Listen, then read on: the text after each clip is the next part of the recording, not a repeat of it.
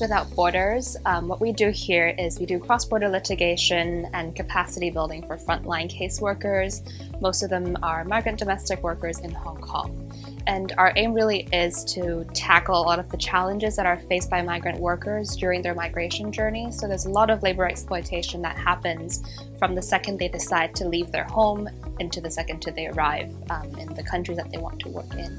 So just a snippet of the type of cases that we have. Our case portfolio covers anything from labor disputes, employment disputes, to discrimination cases, sexual harassment cases, abuse, or even illegal overcharging of agency fees. So there really is quite a big breadth of cases that we deal with here at Justice Without Borders. And one thing that really is, I think, quite innovative about our approach is that we do it at a cross-border level. So what that means is a lot of the workers who leave their own households and come here to work in Hong Kong, they actually only have a 2-week period to stay once their employment visa ends.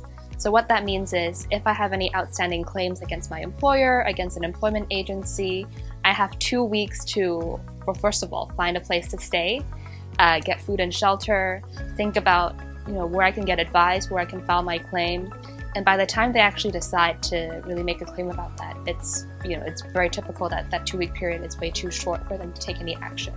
So one of our approaches really is to do that at the cross-border level, meaning that before a worker leaves Hong Kong, we provide her with all of the information that she needs, the contacts, and we exchange details so that when she does go back to her home country, let's say the Philippines or Indonesia, she still has a person here in Hong Kong who can help her file a claim, who can appoint lawyers to represent her in court, and so she doesn't miss out on the opportunity to seek rightful compensation and justice.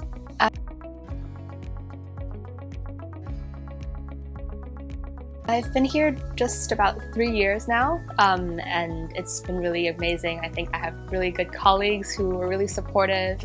I also have colleagues in Singapore and in Indonesia, so we do have quite a regional network that we can keep a pulse on the issues that are happening and also learn about what types of support is needed to provide to migrant workers once they go back home as well.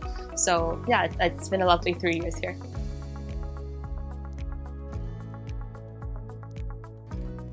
We are actually launching our mentorship program next month in November. So we have a year-long mentorship program where we train frontline caseworkers on basic case handling skills. So for example, there's a lot of migrant domestic workers who actually take time out of their own schedules to support other migrant domestic workers through the form of any voluntary groups or unions.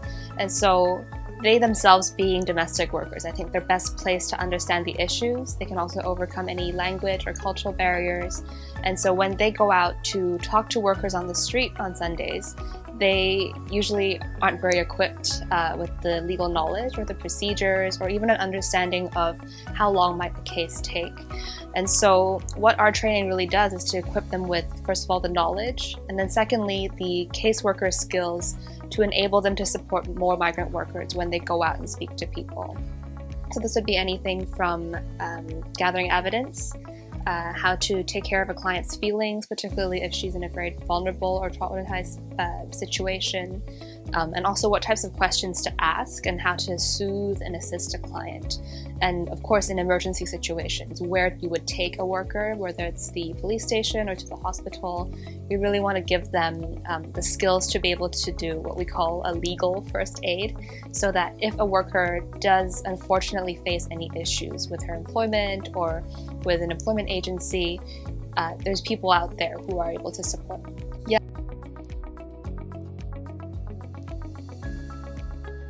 I think we're really, really excited, especially seeing how well it went last year. I think my social media pages were flooded with photos of different teams going out, and I think just building on that momentum, we're really excited to be one of the charities that will be supported by Hong Kong Legal Walk this year.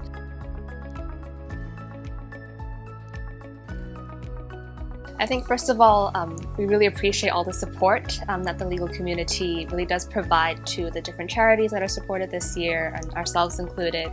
I think a lot of the time it's, the pro bono work isn't just about taking extra time and doing something for free. I think it really comes with a lot of the passion and the energy from lawyers to actually learn to do something outside of their comfort zone or outside of what they usually do.